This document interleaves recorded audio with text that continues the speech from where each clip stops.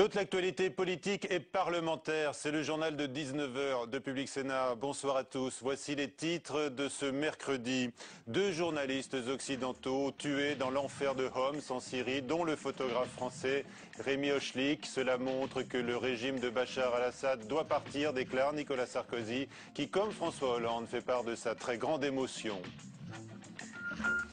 Vers une alliance entre Peugeot, Citroën et le géant américain General Motors, manière pour le constructeur français de sortir de son isolement pour se relancer. La bourse s'enthousiasme, les syndicats s'inquiètent pour l'emploi. Opposition entre le gouvernement et le Parti socialiste et la gauche du Sénat sur le budget. Le Sénat considère qu'il n'y a pas lieu de légiférer à moins de 60 jours de la présidentielle. Autre affrontement assez vif sur le pare-feu européen contre les crises de la dette, sur lequel le PS choisit l'abstention.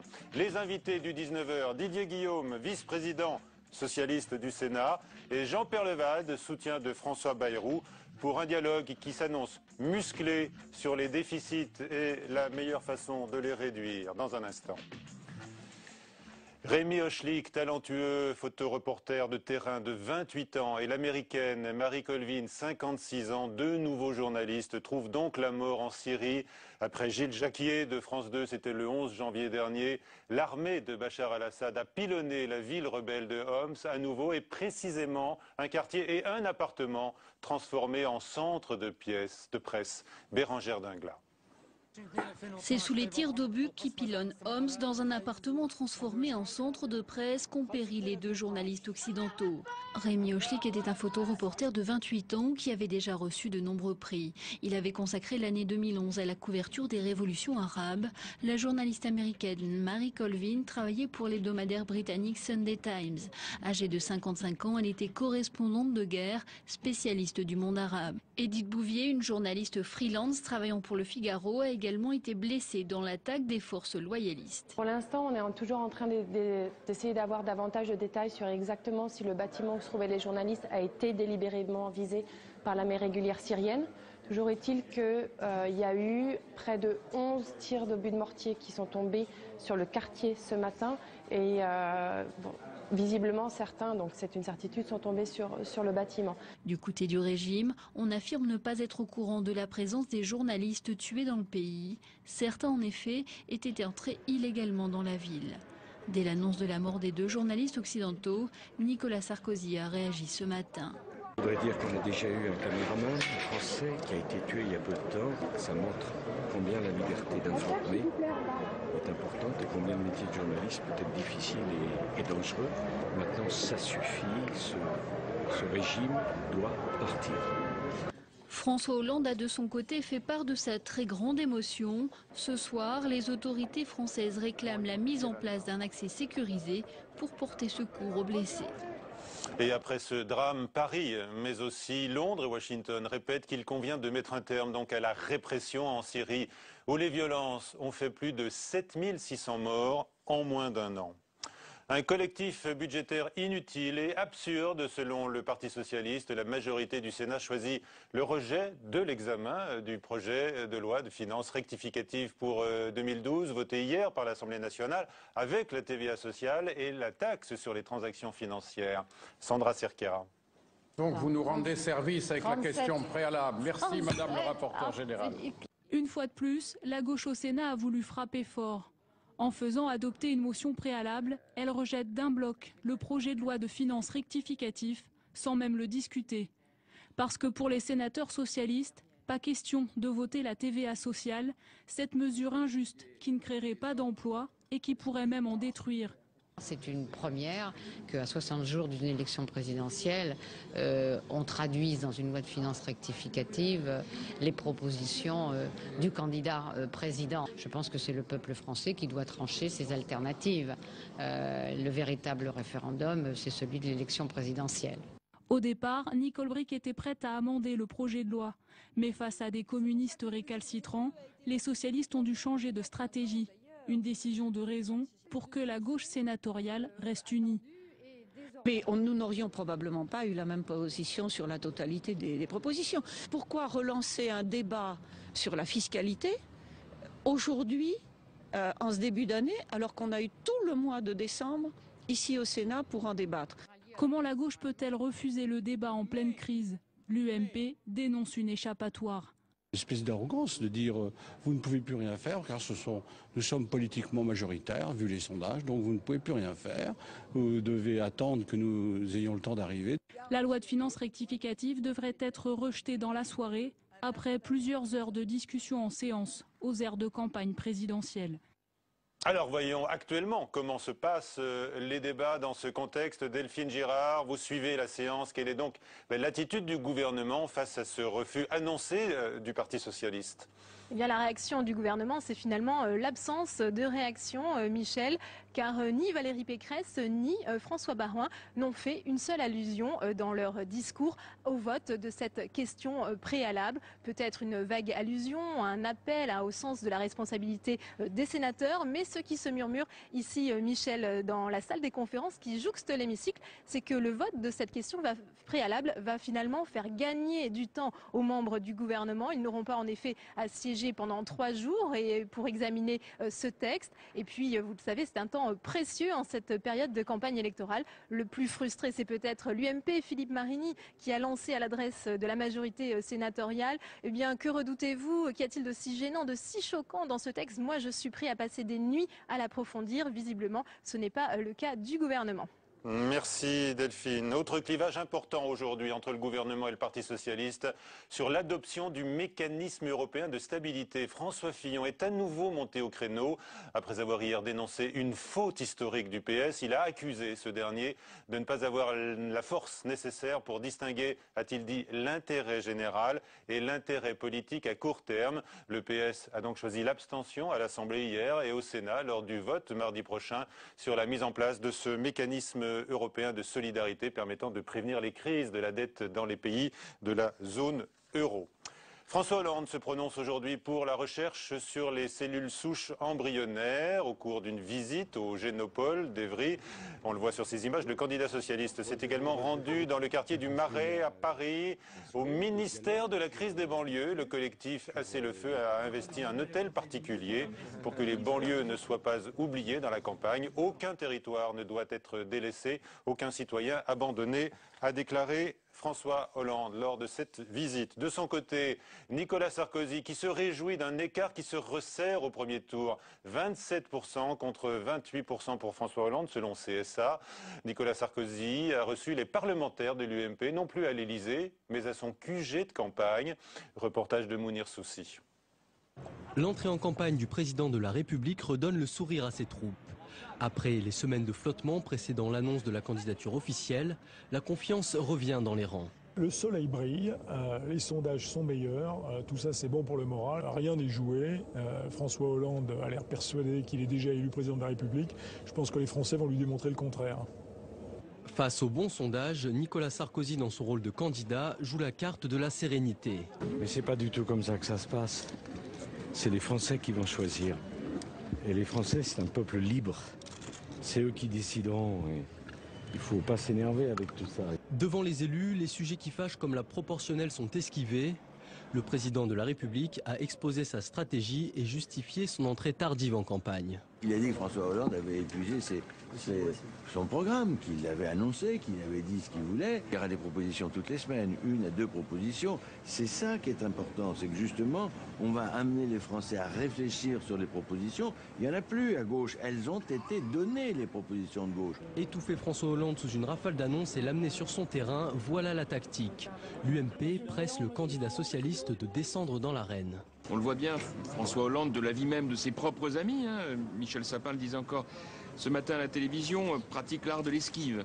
Sauf que l'esquive, c'est pas une politique. Avec l'appui des parlementaires, Nicolas Sarkozy appuie de ses flèches contre François Hollande, un adversaire désormais au centre de sa ligne de mire. Et notons aujourd'hui que Jean-Louis Borloo, le président du Parti radical, sera bel et bien candidat aux législatives dans le Nord. Pour la majorité, l'annonce est tombée officiellement. Peugeot Citroën cherche de l'air du côté de l'Amérique avec une alliance en vue avec General Motors. Le groupe français a déjà signé nombre de coopérations industrielles avec des constructeurs de par le monde, mais il s'agirait cette fois d'un partenariat stratégique plus poussé. Fabrice Clunet. L'annonce a secoué les marchés financiers. L'action PSA a gagné 18% aujourd'hui. Le groupe discuterait un projet de coopération et d'alliance avec le géant américain General Motors. Tout simplement le numéro 1 mondial sur le marché automobile. Ce ne serait pas une première pour Peugeot, déjà partenaire avec BMW sur son site alsacien notamment. Il n'y a pas d'a priori négatif parce que nous avons déjà l'expérience positive d'un partenariat, d'une alliance et non pas d'une fusion capitalistique, mais d'une alliance technologique de recherche-développement avec BMW. Pourquoi pas avec General Motors? Avec General Motors, ce pourrait être la promesse d'une ouverture sur le marché américain, voire chinois, deux marchés sur lesquels PSA est quasi absent. La promesse tout simplement de former la première alliance mondiale dans l'automobile avec 12 millions de véhicules à eux deux, loin devant le groupe Volkswagen et le couple Renault-Nissan. Ce qu'il y a de sûr, c'est que General Motors apparaît comme un groupe qui n'est pas concurrent, mais un groupe qui paraît complémentaire sur les implantations sur les différents continents. Maintenant, il reste qu'à connaître les implications de ces alliances. Mais j'ai l'impression que c'est le début des négociations. Si les élus restent prudents, la famille Peugeot, détentrice de 30% de PSA, rejetterait l'idée de fusion. Alors le groupe discuterait d'un partenariat stratégique. Un partenariat qui semble indispensable. Isolé par rapport à ses concurrents, PSA a aussi connu une année 2011 difficile, avec notamment des bénéfices divisés par deux. Et ce soir, les syndicats de PSA expriment leurs inquiétudes pour l'emploi et ils réclament des garanties. Dominique Strauss-Kahn ressort libre de sa garde à vue à Lille avec une convocation devant les juges. Il pourrait donc être mis en examen ultérieurement dans l'affaire de proxénétisme du Carlton ou être entendu comme témoin assisté, un statut intermédiaire. Son avocate précise que son client est parfaitement satisfait d'avoir été entendu. Bonsoir Didier Guillaume, vice-président socialiste du Sénat, je le disais. Un mot d'abord sur les affaires. Certains à l'UMP, c'est le député Sébastien Huyghe, accusent François Hollande d'avoir couvert par son silence des affaires de sexe et de fric, allusion notamment à ce qui se passe dans la Fédération du Nord-Pas-de-Calais. Comment est-ce que vous réagissez? Est-ce que vous craignez un changement de climat dans la campagne? Tout ce qui est excessif est dérisoire. Et je pense que le choix de certains membres de l'UMP d'attaquer sur le terrain des affaires n'est pas bon ni pour les uns ni pour les autres, n'est pas bon pour la démocratie et n'est pas bon pour la République. Mais cela masque peut-être les difficultés qu'ils ont d'aborder les vrais sujets politiques, l'économie, le social. Je crois qu'il faut être serein et aller dans cette direction. Alors le Sénat est saisi, par ailleurs, il faut le dire, d'une demande d'immunité parlementaire. Pas encore. Va être saisi par la chancellerie, bien sûr. La demande a été transmise par les juges à la chancellerie. Concernant donc M. Guérini, et Martine Aubry souhaite de la part des sénateurs une levée de l'immunité du sénateur des Bouches-du-Rhône qui est mis en cause dans des affaires de contrats publics. Quelle sera votre décision? Aujourd'hui, la demande de levée d'immunité n'est pas arrivée au président du Sénat. Lorsqu'elle arrivera, nous la regarderons bien évidemment. Nous n'avons pas besoin des conseils de Mme Aubry ou d'autres. Je pense que les sénateurs prendront leurs responsabilités. Et vous savez, dans ce genre d'attitude, il faut que la transparence se fasse. C'est l'intérêt de tout le monde, sûrement de M. Guérini, mais vraisemblablement de la politique en général et du Sénat en particulier. Donc vous prendrez votre décision au Sénat sans prendre en compte la position de la première secrétaire du PS. On a entendu ce que disait la première secrétaire et je pense que nous irons peut-être dans cette direction. Mais cela doit se faire dans la tranquillité. En tous les cas, bien sûr, c'est le jeu de la campagne électorale. C'est haro aujourd'hui sur François Hollande. Son double discours est attaqué sur la finance et aujourd'hui sur l'Europe. Didier Guillaume, il y a un instant, François Baroin s'en est pris à la gauche sur la solidarité européenne. On ne peut pas dire d'un côté on aide les Grecs et de l'autre ne pas s'engager dans la solidarité. On ne peut pas dire d'un côté, comme Nicolas Sarkozy, on veut une France irréprochable, une France exemplaire, et l'avoir laissée telle qu'elle est aujourd'hui, 5 ans après.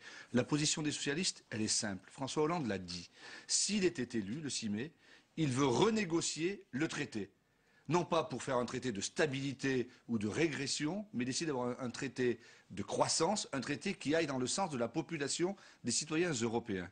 Donc notre position, elle est simple. Le MES et le traité, le mécanisme européen et le traité sont liés et en même temps sont différents. Nous avons pris une position quasiment unanime. Ah bon? Ça n'a pas été trop dur de vous entendre? Il y a eu un vrai débat. Par exemple, Nicole Bricq, rapporteur du budget, voulait voter ce fameux mécanisme européen de stabilité. Hein. Oui, certains regardaient l'aspect purement technique et nous aurions effectivement pu le voter. D'autres voulaient voter contre. Nous avons pris une position d'abstention. C'est vraiment une abstention dynamique, une abstention positive. Au Sénat, évidemment, le MES sera voté. Ah oui. Mais, oui, il sera voté. Donc il y a une part d'hypocrisie peut-être. Pas du tout. Au contraire, nous ne bloquons pas les choses. Et en même temps, nous disons qu'il faut renégocier ce traité vers plus de justice et d'équité. C'est un paquet d'ensemble que nous voulons mettre en place. Est-ce qu'il y a mélange entre l'intérêt général, la poursuite de la construction et de la défense de la construction européenne et un intérêt électoral à court terme, comme vous accuse aujourd'hui le Premier ministre? L'intérêt électoral aurait peut-être été de voter pour. Donc il n'y a pas du tout d'aspect politicien. L'aspect politicien, c'est quand Nicolas Sarkozy se déclare candidat et qu'à moins de 2 mois de l'élection présidentielle, il fait voter la TVA sociale et il continue. C'est le candidat UMP qui propose des projets de loi au Sénat. Non, il n'y a pas d'intérêt politicien. Nous avons pris une position claire, simple, quasi unanime, l'abstention sur le mécanisme européen. Et si François Hollande est élu, il y aura renégociation du traité et l'ensemble se fera bien. Un mot sur le budget, on en a parlé tout à l'heure dans le journal, le Sénat donc dit non. D'abord parce que la situation a changé depuis que Nicolas Sarkozy est candidat. C'est-à-dire que tout ce qui vient du gouvernement ne peut plus même être examiné au Sénat de gauche. Mais ce n'est plus crédible. Aujourd'hui, ce n'est pas le gouvernement qui présente des projets de finances rectificatifs pour la 4e fois, c'est le candidat UMP. Il a le droit de le faire, c'est pas ça la question. Mais nous disons prendre des décisions aujourd'hui, par exemple sur la TVA sociale, qui ne prendrait effet qu'au mois d'octobre ou au mois de novembre. Les Français vont trancher avant. Les référendums dont le président de la République se targue aujourd'hui, ça sera le 22 avril et le 6 mai. Et en fonction du résultat de cette élection du 22 avril et du 6 mai, eh bien nous verrons bien ce qu'il se passera. Si Nicolas Sarkozy est réélu, il mettra en place la TVA sociale. Si François Hollande est élu, nous ne mettrons pas la TVA sociale en place parce qu'elle n'est pas sociale, elle est antisociale. Ce sera une TVA qui n'empêchera aucune délocalisation et qui va enlever du pouvoir d'achat aux Français. On ne peut pas commencer le quinquennat par le Fouquet's, le bouclier fiscal, et le terminer tout simplement par faire payer plus de TVA à tout le monde. Alors, on va parler de compétitivité, justement, et puis de réduction des déficits. Jean-Pierre Levade, soutien de François Bayrou, est avec nous. Il a signé un article ce matin dans le Figaro très sévère, visant votre candidat, Didier Guillaume, jugeant que son programme pour réduire la dette était pas du tout crédible. Vous allez pouvoir dialoguer dans un instant, mais d'abord, on voit que tous les candidats, en fait, affichent une ambition. Ont-ils les moyens de cette ambition budgétaire?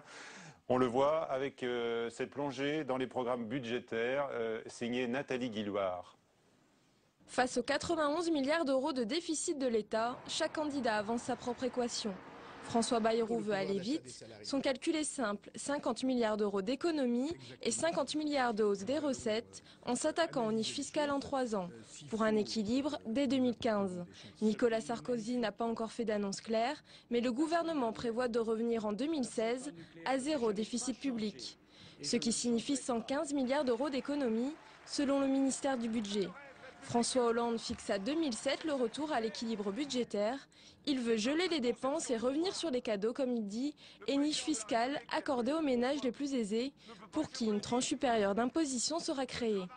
Côté Front National, on promet un retour à l'équilibre budgétaire en 2018. Un des leviers pour y parvenir, s'attaquer aux fraudes sociales ou encore aux coûts supposés de l'immigration. Pour le Front de gauche, pas de date en vue. L'équilibre budgétaire ne semble pas une priorité dans le programme de Jean-Luc Mélenchon. Pour autant, une réforme radicale de la fiscalité est prévue, avec par exemple la suppression du bouclier fiscal et une loi anti-évasion. Voilà, donc Jean-Pierre Levade nous a rejoint pour dialoguer avec Didier Guillaume. Bonsoir. Donc je lisais, vous êtes pro-Bayrou. Alors vous le voyez paré de toutes les vertus budgétaires, mais il n'en est pas dénué quand même, François Hollande. On le présente comme assez raisonnable sur le plan budgétaire. Il promet aucune redistribution lors des 2 premières années de son mandat. Et puis, il annonce également un gel des dépenses. Alors, non, votre analyse? C'est inexact. J'ai été très déçu, sincèrement déçu. Oui. Parce que, comme je pense que les 2 problèmes principaux de l'économie française, qui est dans un état grave, sont le déficit budgétaire et la perte de compétitivité, j'attendais très sincèrement que l'un des principaux candidats à l'élection présidentielle s'attaque à ces problèmes de manière concrète, explicite, et il ne va sérieuse. Pas assez loin. Le compte n'y est pas pour vous. Aucun des deux. C'est même pas que le compte n'y est pas. C'est aucune solution n'est simplement esquissée par rapport aux deux problèmes fondamentaux. On parle d'abord alors de la réduction du déficit. D'abord du déficit. L'objectif zéro déficit.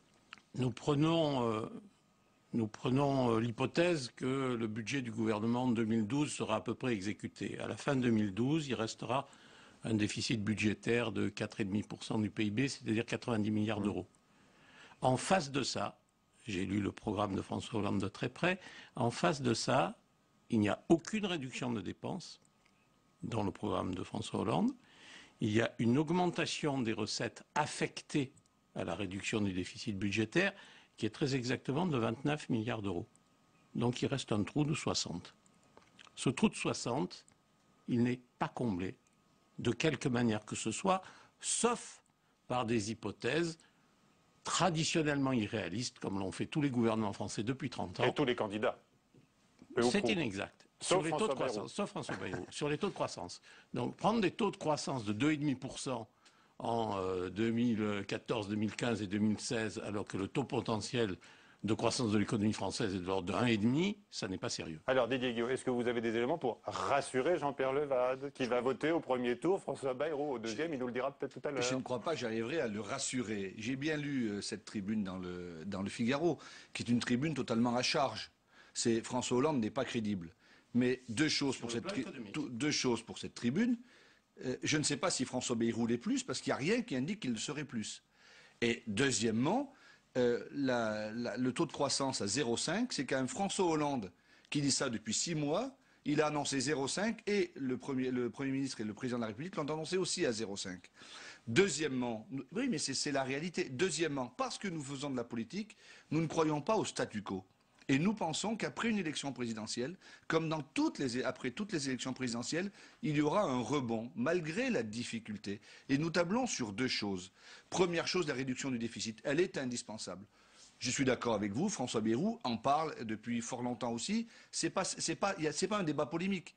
Qui que ce soit devra réduire le déficit. Il faut s'y atteler par plusieurs niveaux. Nous voulons à la fois réduire des dépenses et augmenter les recettes par une nouvelle réforme fiscale. Ça, c'est clair.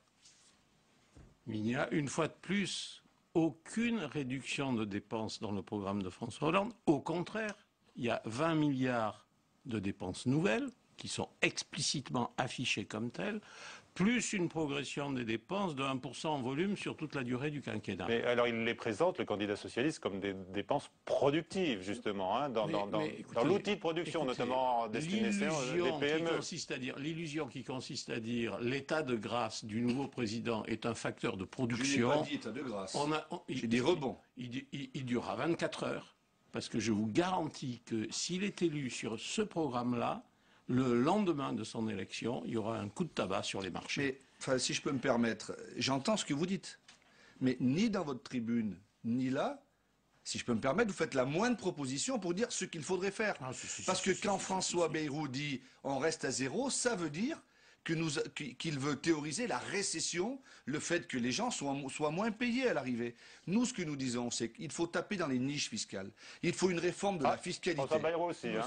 Très bien, mais c'est très bien. Il faut une grande réforme de la fiscalité. On ne peut pas rester comme cela, avec un impôt sur le revenu qui rapporte quasiment rien, où 50% des Français ne payent pas. Mais en fait, Jean-Pierre Levade, à vous lire, en fait, vous dénoncez la fiscalité accrue sur les entreprises, d'abord. Alors ça, c'est un autre sujet. Oui. Alors on arrive à la compétitivité.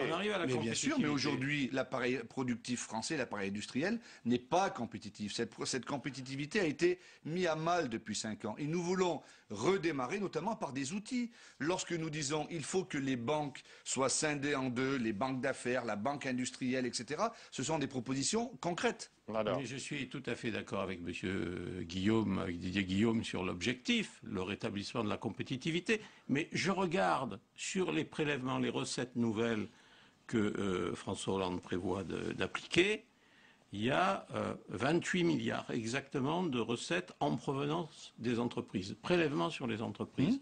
Moins 5 milliards, 2,5 pour l'industrie, 2,5 pour les PME.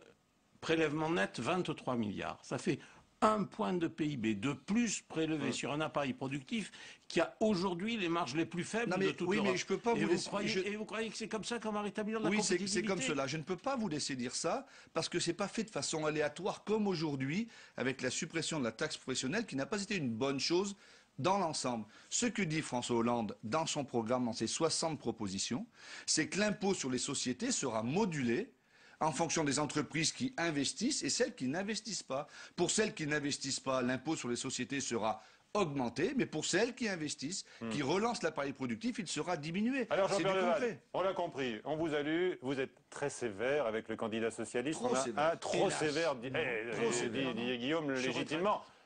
On sait que la campagne de François Bayrou semble patiner quand même. Hein. Il ne progresse plus vraiment. Ah bah non, il est un peu au-dessus de 10, 11. Ah, bon, c'est moins qu'avant. Alors peut-être qu'il a durci le ton, il l'a durci vis-à-vis de Nicolas Sarkozy. Vous vous êtes chargé de le durcir vis-à-vis du candidat socialiste? Non, pas du tout. Je ne peux pas le durcir vis-à-vis de Nicolas Sarkozy parce que je vais faire plaisir à Didier Guillaume. On a au moins ce point d'accord entre nous. Pour l'instant, on ne sait pas ce qu'il propose. Donc je ne vais pas commenter une absence totale de propositions et de programmes. Ça aurait été bien d'être écrit dans la tribune, ça, aujourd'hui. Mais vous savez, on a une limitation de place. Ça aurait été bien, quand même. Ma question, Jean-Pierre Leval, vous qui êtes de centre-gauche, je ne me trompe pas. Exact. Savez-vous déjà quel sera votre choix au soir du second tour s'il y a un duel Sarkozy-Hollande?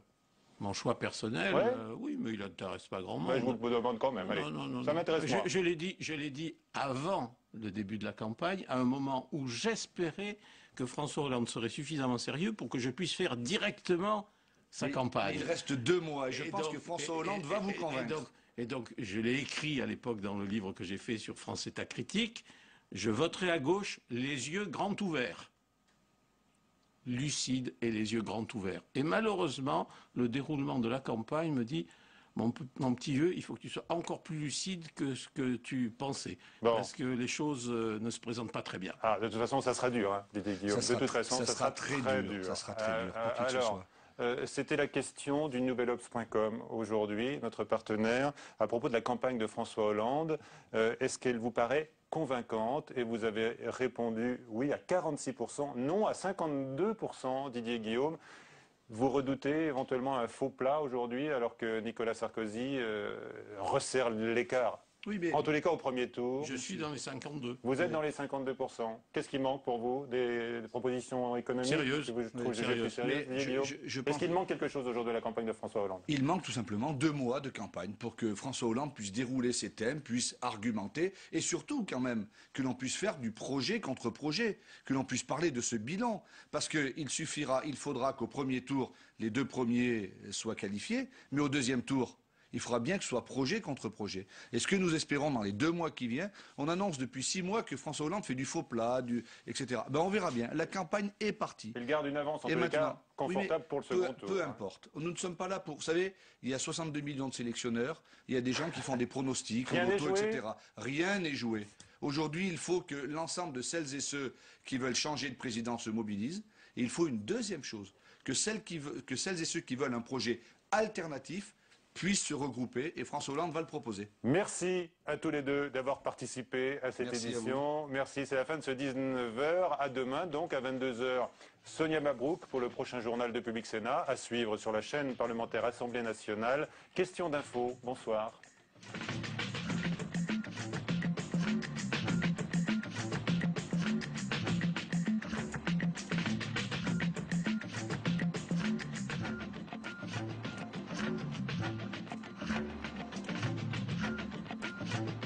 La politique Sénat, c'est le nouveau rendez-vous de Public Sénat sur l'actualité politique version numérique. Tous les 15 jours, je vous propose de prendre le pouls des débats qui agitent la planète web, de décoder les stratégies des candidats sur le net. En 2 mots, je serai tout tweet pour rendre compte de vos conversations citoyennes sur les réseaux sociaux. La politique Sénat, demain à 22h30 sur Public Sénat. Se renseigner sur les programmes. Voir ou revoir les émissions. Suivre le fil d'information politique et parlementaire. Pour vivre la politique en temps réel, connectez-vous et réagissez sur publicsénat.fr.